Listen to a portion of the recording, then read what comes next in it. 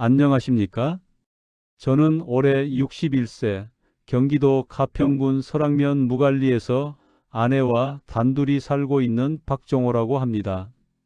저는 서울 송파구 잠실동에서 35년을 살았습니다. 대학을 졸업하고 중견제약회사 영업부에 입사해서 부장까지 올라갔죠. 아내 최순자는 초등학교 교사로 30년을 근무했습니다. 딸 하나, 아들 하나를 키웠고 두 자녀 모두 결혼해서 서울에서 각자 가정을 꾸리고 있었습니다. 2018년 12월 저는 정년퇴직을 했습니다. 퇴직금과 저축한 돈을 합치니 약 4억 원이 생겼습니다. 아내도 명예퇴직을 선택했고 저희 부부는 오래전부터 계획했던 전원 생활을 시작하기로 결심했습니다. 우리 부부가 겪은 이야기는 구독과 좋아요 눌러주시면 더 힘내서 알려드리겠습니다.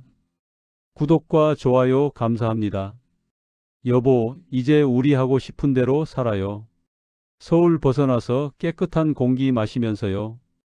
아내의 눈이 반짝이었습니다. 저희는 몇 달 동안 경기도 일대를 돌아다니며 땅을 알아봤습니다. 양평, 여주, 포천 여러 곳을 다녀봤지만 마음에 드는 곳을 찾기가 쉽지 않았습니다. 2019년 3월 드디어 이곳 가평군 설악면 무갈리를 발견했습니다. 북한강이 굽이쳐 흐르는 언덕 위 남향으로 햇빛이 쏟아지는 220평 대지였습니다. 부동산 중개인 김 사장이 자랑스럽게 말했죠. 박 선생님, 이런 땅 흔치 않습니다. 서울에서 차로 1시간 반이면 오고 경치는 일품이고 마을 사람들도 다 좋으신 분들이에요. 가격은 평당 30만 원, 총 6,600만 원이었습니다. 저는 현금으로 계약금 1천만 원을 냈고 한 달 후 잔금을 치렀습니다. 자기야, 우리 드디어 해냈어요. 아내가 빈 땅에 서서 두 팔을 벌렸습니다. 저도 가슴이 벅차올랐습니다. 35년 직장 생활의 보상이 바로 이것이구나 싶었습니다. 저희는 서울의 건축설계사무소를 통해 30평짜리 단층 한옥을 설계했습니다. 기와지붕에 마루가 있는 정말 한국적인 집이었죠.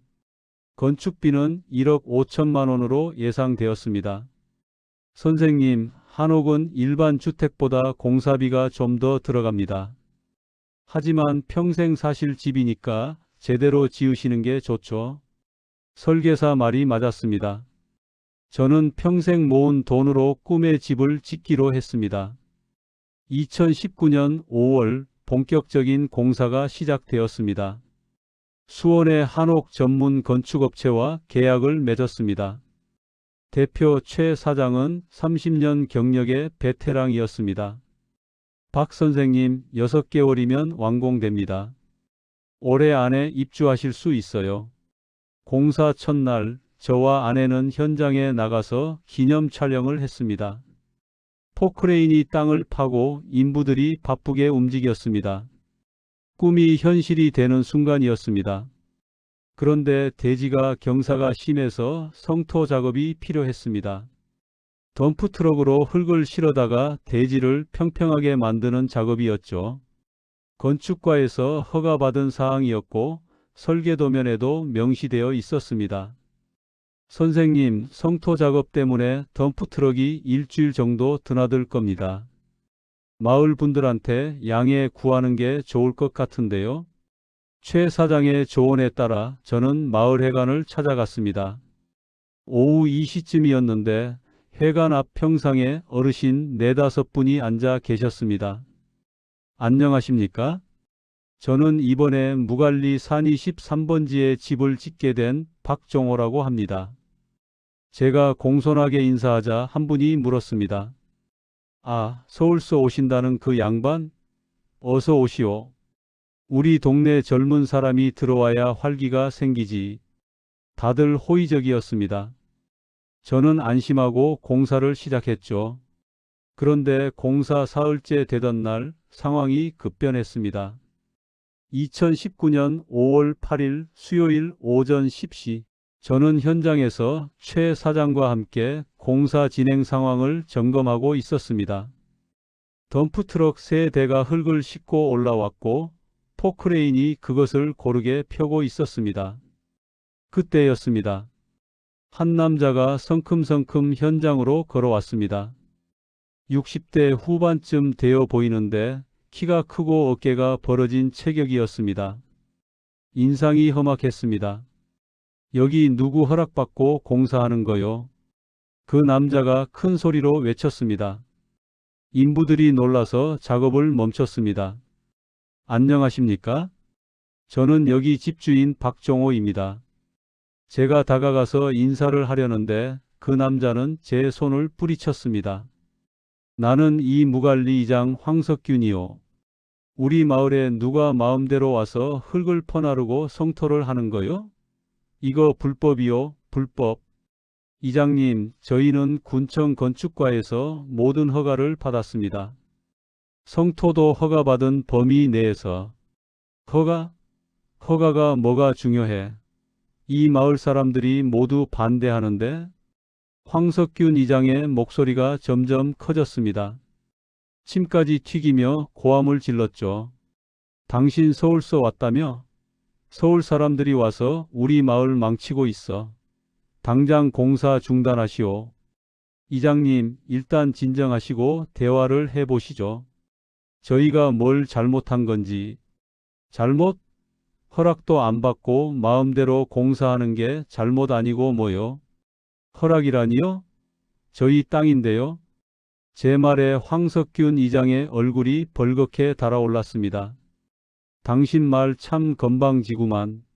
이 마을에서 살려면 예의가 있어야지. 내일 당장 마을 회관으로 오시오. 마을 대표들이랑 얘기합시다. 그렇게 말하고는 휙 돌아서서 가버렸습니다. 저는 어리둥절했습니다. 최 사장이 다가와서 말했습니다. 선생님, 시골은 저런 분들이 가끔 있어요. 너무 신경 쓰지 마세요. 어차피 합법적으로 하는 공사니까요. 하지만 저는 불안했습니다. 아내에게 전화를 걸었습니다. 여보, 이장이라는 사람이 와서 공사 중단하라고 난리를 쳤어요. 뭐라고요?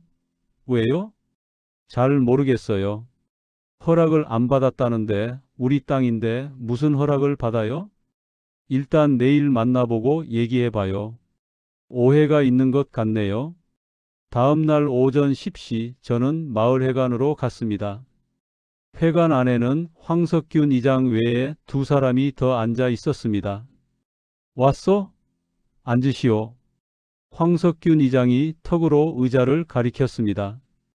저는 앉았습니다. 소개하지.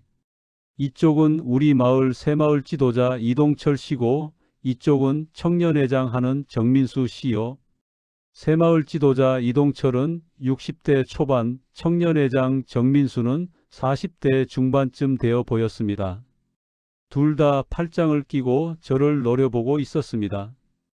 박 선생이라고 했나? 서울서 왔다며? 네, 그렇습니다. 우리 마을에 이사 오려면 규칙이 있어. 첫째, 마을 발전 기금을 내야 하고, 둘째, 마을 대표들한테 인사를 해야 하고, 셋째, 공사 같은 거 할 때는 미리 양해를 구해야 하오. 황석균 이장이 손가락을 꼽으며 말했습니다. 마을 발전 기금이요? 그렇소. 새로 들어오는 사람은 모두 내는 거요. 당신은? 서울서 왔으니까 1천만 원이면 되겠소. 1천만 원이요? 저는 깜짝 놀랐습니다. 왜? 많아요? 서울서 집 팔고 왔으면 그것도 없어? 아니, 그게 아니라 법적 근거가 있는 겁니까? 제 질문에 이동철 새마을 지도자가 비웃듯 말했습니다. 법? 시골에 와서 법 타령이요? 여기는 서울 아니요. 여기는 사람 사는 동네고 정이 있는 곳이요. 그런데 당신은 정도 없이 그냥 와서 공사부터 하고 있지 않소? 저는 정이 없어서가 아니라 그런 규칙이 있는지 몰라서. 모르면 배우면 되는 거 아니요? 우리가 지금 가르쳐주고 있지 않소? 정민수 청년회장이 끼어들었습니다. 그리고 말이오, 당신네 덤프트럭 때문에 마을 도로가 다 깨지고 금이 갔소. 이거 보수비 500만 원 내시오. 도합 1,500만 원이요. 도로가 깨졌다니요? 제가 확인을 좀. 확인? 지금 우리 말 안 믿는 거요? 황석균 이장이 책상을 탁 쳤습니다.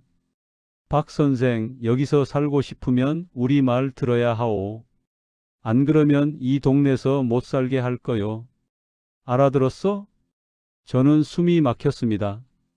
이게 대한민국에서 일어나는 일인가 싶었습니다. 생각 좀 해보고 답변 드리겠습니다. 생각할 것도 없수어. 모레까지 1,500만 원 가져오시오. 안 그러면 공사 못하게 막을 거요. 저는 아무 말도 하지 못하고 마을회관을 나왔습니다. 손이 부들부들 떨렸습니다. 집으로 돌아와서 아내에게 모든 것을 말했습니다. 여보, 이게 무슨 일이에요? 협박이잖아요. 아내도 화가 났습니다. 경찰에 신고해요. 그게 증거가 없어. 그리고 증인도 없고. 그럼 어떡해요? 저희 부부는 밤새 고민했습니다. 1,500만 원이 작은 돈은 아니었지만 더 큰 문제는 이게 끝이 아닐 것 같다는 불안감이었습니다.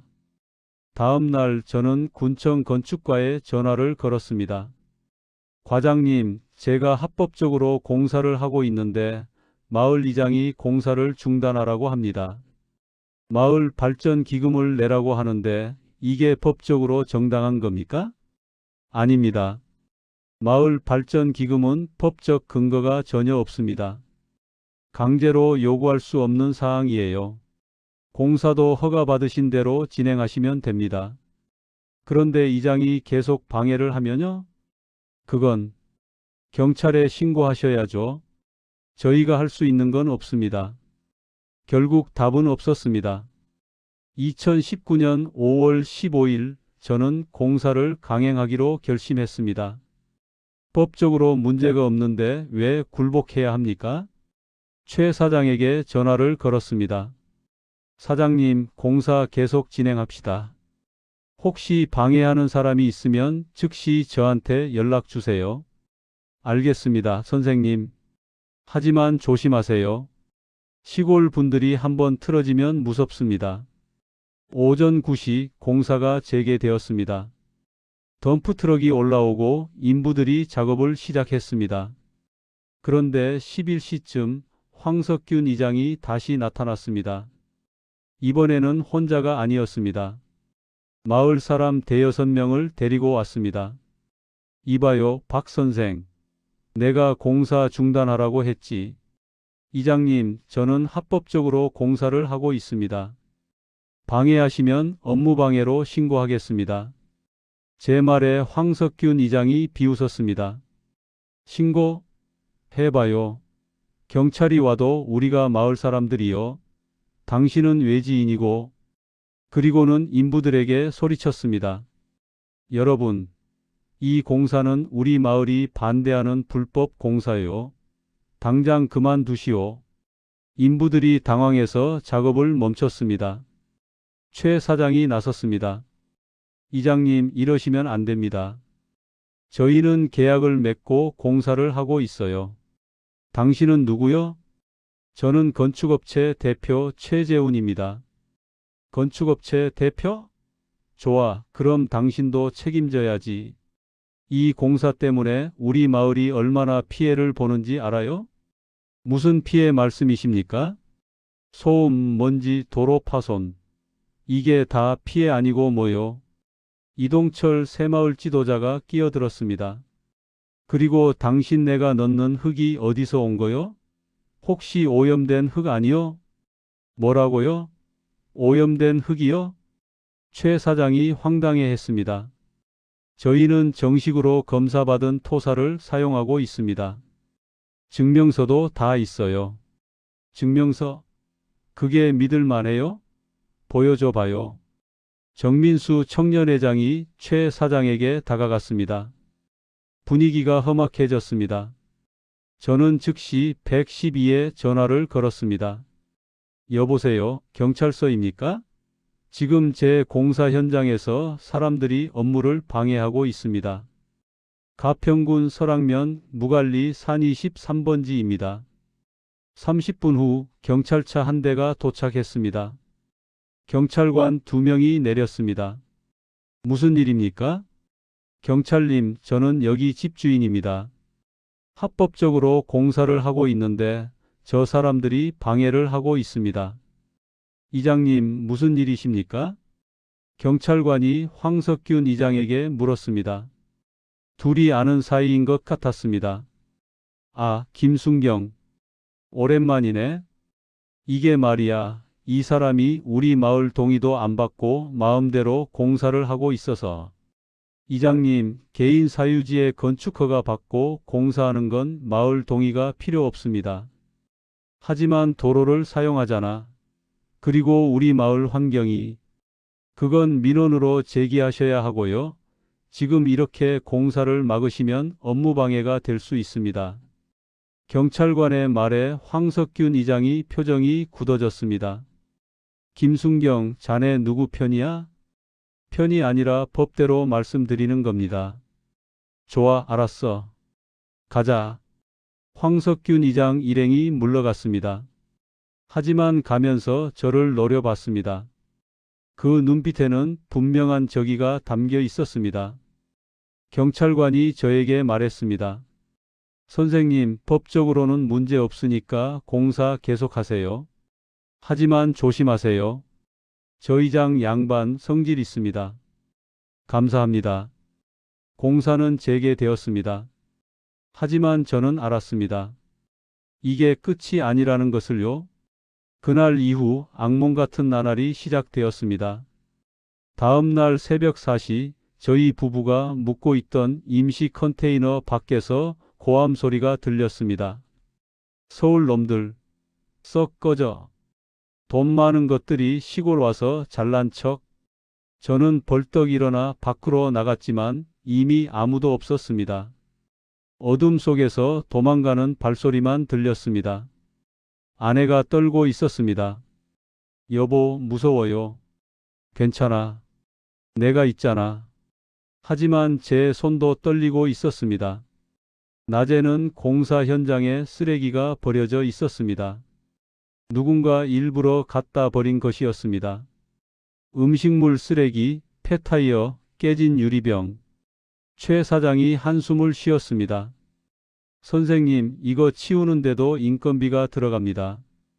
제가 치우겠습니다. 저는 혼자서 쓰레기를 치웠습니다. 61세 나이에 이런 일을 할 줄은 몰랐습니다. 그런데 더 큰 문제가 생겼습니다. 공사 일주일째 되던 날, 최 사장이 난처한 표정으로 저를 찾아왔습니다. 선생님, 인부들이 일을 못하겠다고 합니다. 왜요? 마을 사람들이 협박을 한다고 하네요. 밤에 차 타이어에 못을 박아놨다고. 뭐라고요? 그리고 식당에서 밥을 먹는데 주인이 나가라고 했답니다. 마을 이장이 우리 일행한테 밥 팔지 말라고 했대요. 저는 어이가 없었습니다. 21세기 대한민국에서 이런 일이 일어난다니요? 사장님, 제가 도시락을 준비하겠습니다. 그리고 차는 제가 책임지겠습니다. 그게 문제가 아닙니다, 선생님. 인부들이 무서워합니다. 밤에 컨테이너에서 자는데 돌을 던진다고 하네요. 결국 인부 2명이 현장을 떠났습니다. 최 사장이 다른 인부를 구해야 했고 인건비는 올라갔습니다. 선생님, 죄송하지만 추가 비용이 발생합니다. 원래 계약보다 1,000만 원이 더 필요합니다. 1,000만 원이요? 인부 구하기도 어렵고 위험수당도 줘야 하고. 죄송합니다. 선택의 여지가 없었습니다. 저는 1,000만 원을 추가로 지불했습니다. 아내는 매일 울었습니다. 여보, 우리 그냥 이사 가요. 이렇게까지 살 수는 없잖아요. 여보, 우리가 뭘 잘못했어요? 왜 우리가 쫓겨나야 해요? 하지만 조금만 참아요. 집만 완공되면 나아질 거예요. 하지만 저도 확신이 없었습니다. 6월 중순 더 큰 사건이 터졌습니다. 새벽 3시 저는 요란한 소리에 잠에서 깼습니다. 밖에 나가보니 공사 현장에 쌓아둔 목재가 불에 타고 있었습니다. 불이야. 저는 소리를 지르며 소화기를 들고 달려갔습니다. 안에도 물을 담아왔습니다. 다행히 불은 크게 번지지 않았습니다. 하지만 목재 일부가 타버렸고 피해액은 500만 원이었습니다. 저는 즉시 경찰에 신고했습니다. 방화 가능성이 있습니다. 경찰이 출동해서 조사했지만 CCTV도 없고 목격자도 없었습니다. 선생님, 증거가 없어서 누가 했는지 알 수가 없습니다. 하지만 마을 사람들이 괴롭히는 건 확실하잖아요. 그걸 증명할 수 있어야죠. 결국 사건은 미제로 남았습니다. 최 사장이 더 이상 버티지 못하겠다고 했습니다. 선생님, 죄송하지만 공사비를 다시 조정해야 할 것 같습니다. 이런 상황에서는 얼마나요? 최소 2천만 원은 더 필요합니다. 저는 머리를 싸맸습니다. 이미 계획보다 훨씬 많은 돈이 들어갔는데. 알겠습니다. 그렇게 하시죠. 저는 다시는 황석균 이장 일행에게 굴복하지 않겠다고 다짐했습니다. 하지만 그 대가는 너무 컸습니다. 2019년 7월 저는 심각한 스트레스로 대상포진에 걸렸습니다. 갈비뼈 부분에 물집이 생기고 통증이 너무 심해서 병원에 입원했습니다. 병원 침대에 누워서 저는 생각했습니다. 내가 왜 이러고 있는 거지? 35년 직장 생활 성실하게 일했습니다. 부정한 돈 한 푼 받지 않았고 남에게 피해 준 적도 없었습니다. 그렇게 모은 돈으로 노후를 준비했는데 이게 뭡니까? 퇴원 후 저는 아내에게 말했습니다. 여보, 나 이제 참지 않을 거요. 어떻게요?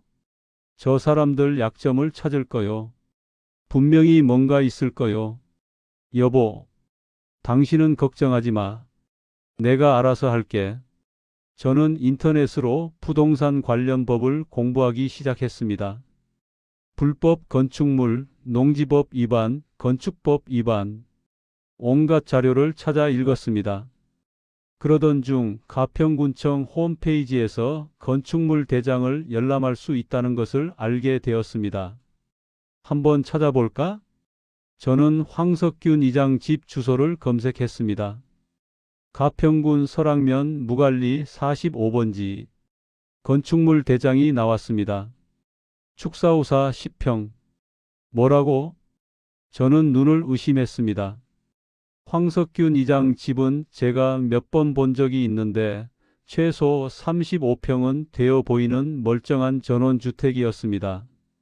빨간 지붕에 테라스까지 있는 2층 집이었죠. 이게 축사라고? 저는 더 찾아봤습니다. 이동철 새마을 지도자 집 농자 재창고 15평, 실제로는 30평짜리 단층 주택. 정민수 청년회장 집 퇴비사 8평, 실제로는 25평짜리 2층 주택. 세 사람 모두 농지에 축사나 창고를 짓는다고 허가를 받아놓고 실제로는 주택을 지어서 살고 있었습니다. 이것은 명백한 불법이었습니다. 저는 심장이 두근거렸습니다. 드디어 찾았습니다. 저들의 약점을요. 하지만 저는 신중해야 했습니다. 증거를 확실하게 모아야 했습니다.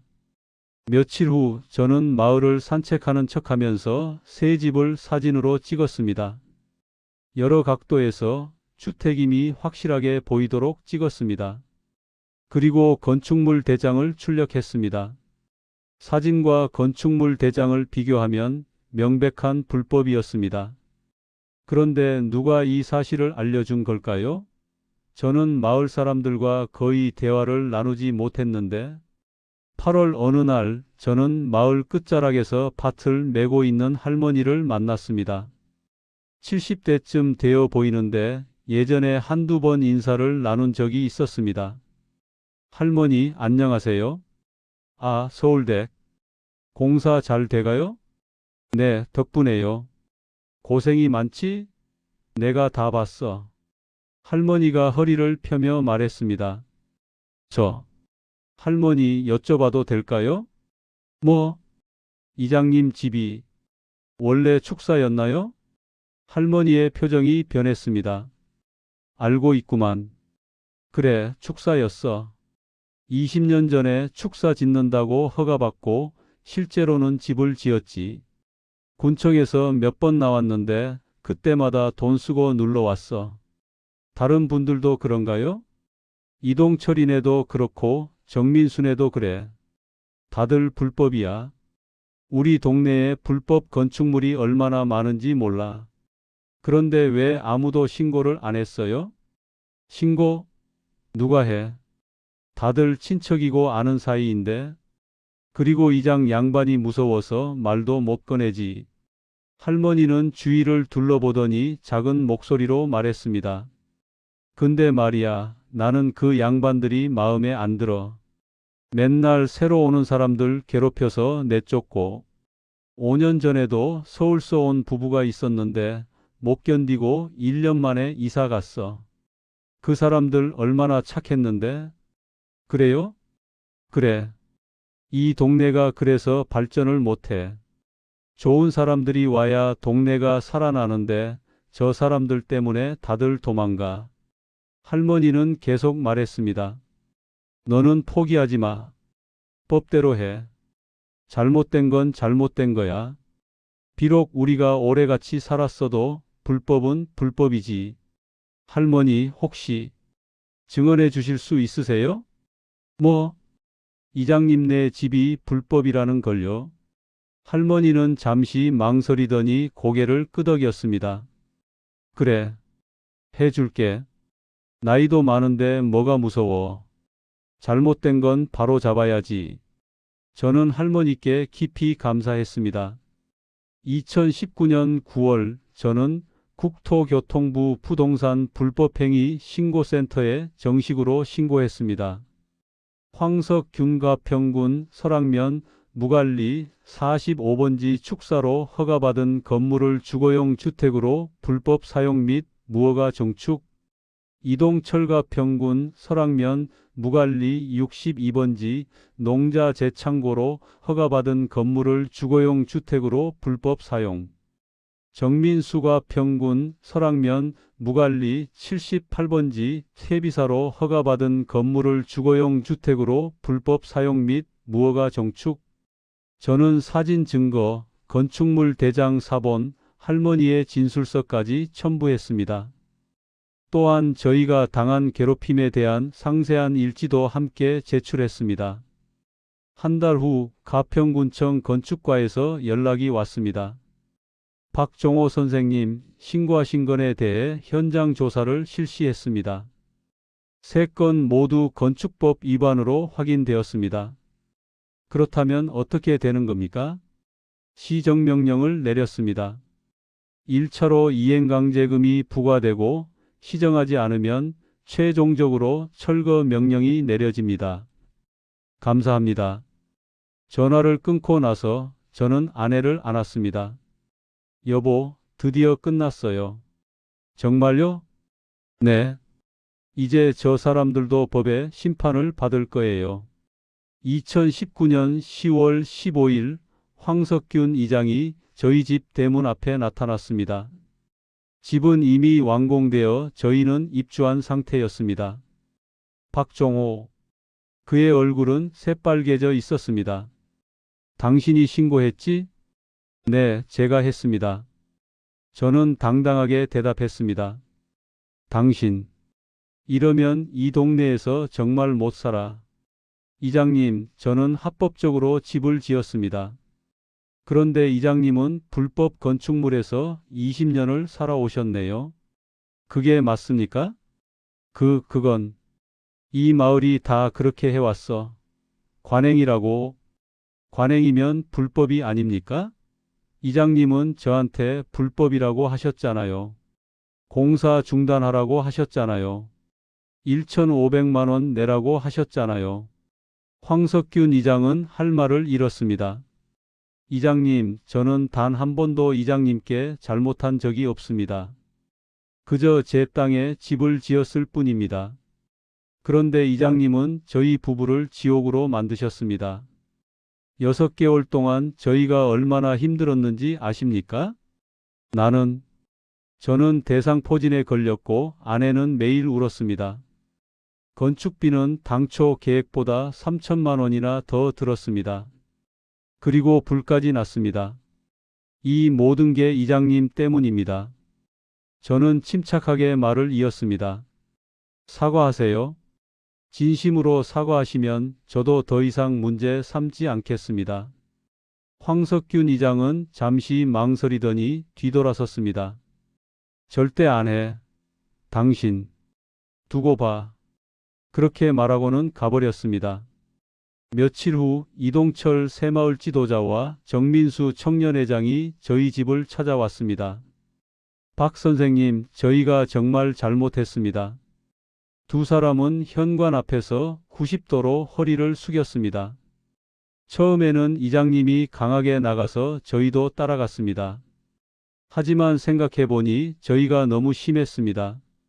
이동철 씨가 떨리는 목소리로 말했습니다. 저희 집도 불법인 거 압니다. 벌 받아야죠. 하지만 박 선생님, 저희에게도 가족이 있습니다.